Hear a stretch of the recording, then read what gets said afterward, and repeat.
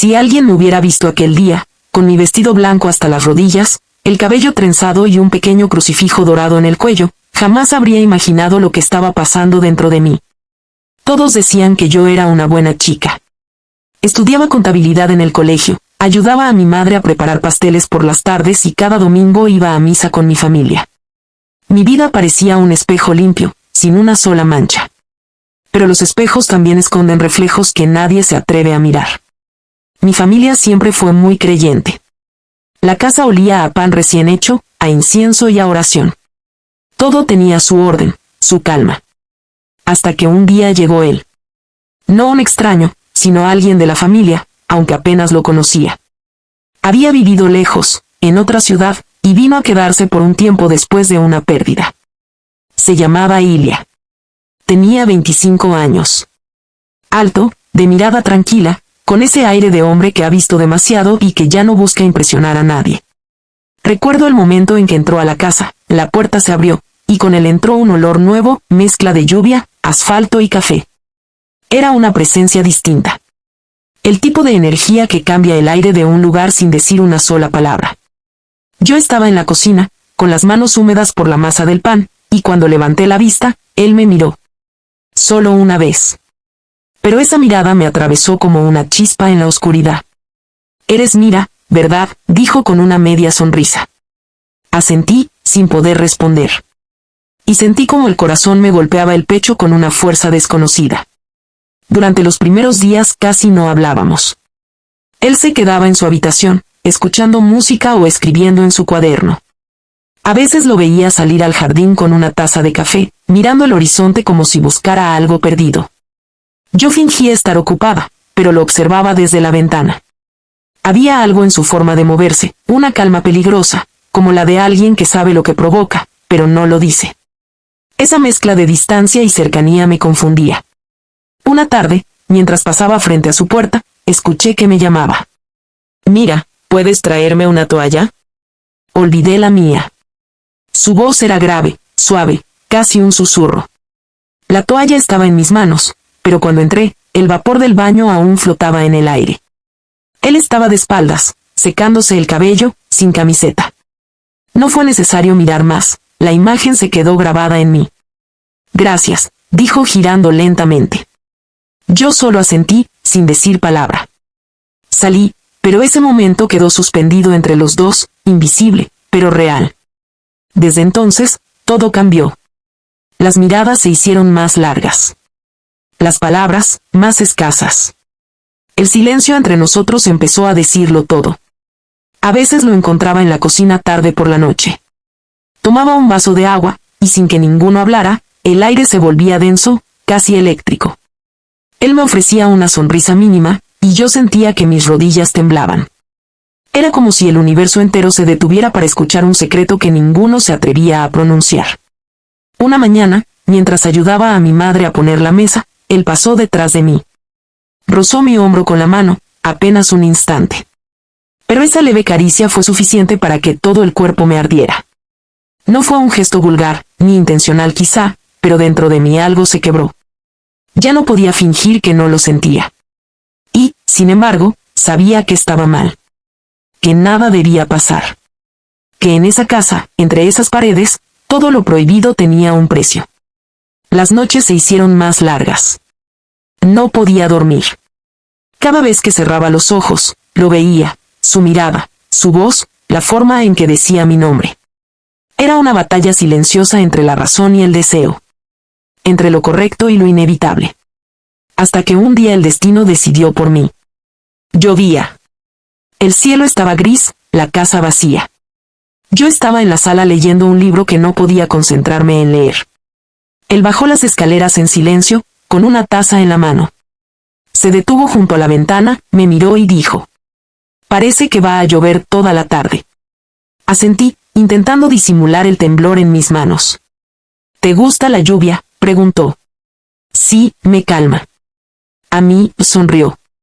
Me recuerda que nada dura para siempre. Ese día hablamos como nunca. De la vida, de los sueños, de lo que uno no elige sentir. Cada palabra nos acercaba más.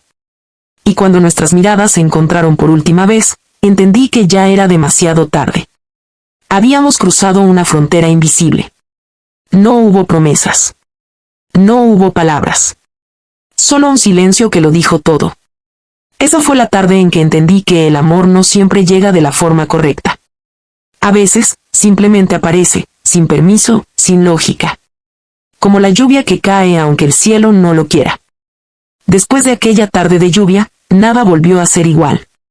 No hicimos nada prohibido, no hubo palabras fuera de lugar, pero algo invisible nos unió. Era como si el aire entre nosotros llevara una carga que no se podía ignorar. Yo lo evitaba, o al menos lo intentaba, pero cuanto más trataba de alejarme, más lo encontraba. En la cocina, en el pasillo, en el jardín. A veces, bastaba un simple cruce de miradas para que el corazón me recordara que estaba viva, y que eso dolía.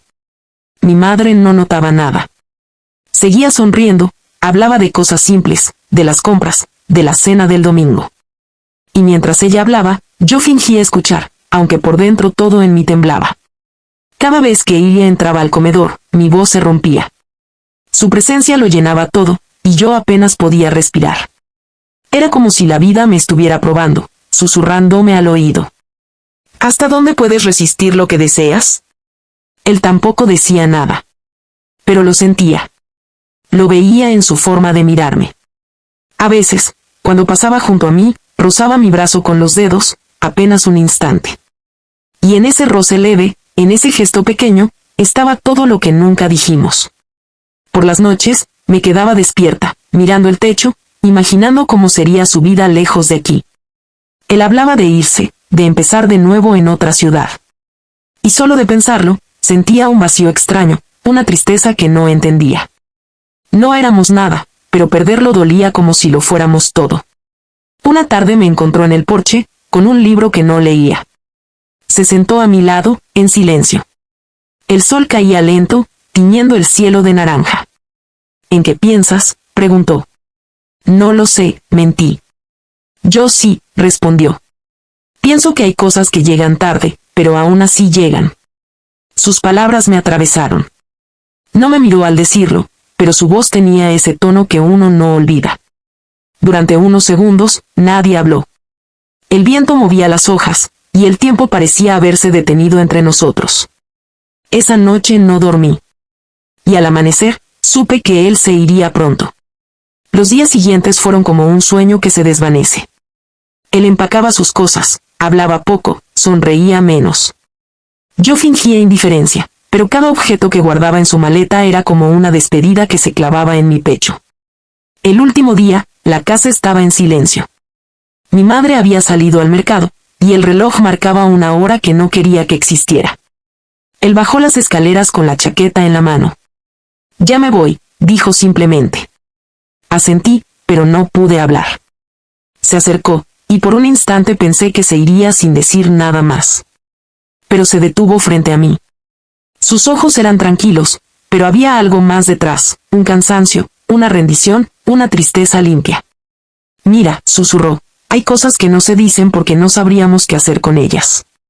Y entonces, sin pedirme permiso, me abrazó. Fue un abrazo largo, silencioso, como si en ese gesto intentara contarme todo lo que las palabras no podían. No hubo promesas, no hubo despedidas.